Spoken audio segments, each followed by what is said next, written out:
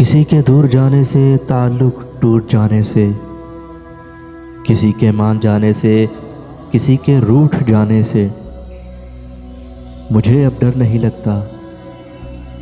किसी को आज़माने से, किसी के आज़माने से, किसी को याद रखने से, किसी को भूल जाने से मुझे अब डर नहीं लगता।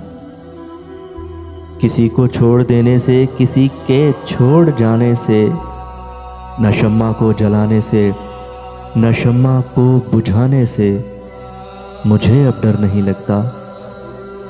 अकेले मुस्कुराने से, कभी आंसू बहाने से, न इस सारे ज़माने से, हकीकत से फंसाने से मुझे अब डर नहीं लगता।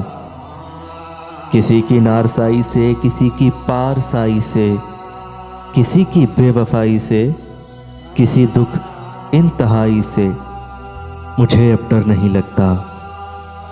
ना तो इस पार रहने से, ना तो उस पार रहने से, ना अपनी जिंदगानी से, ना एक दिन मौत आने से मुझे अब डर नहीं लगता।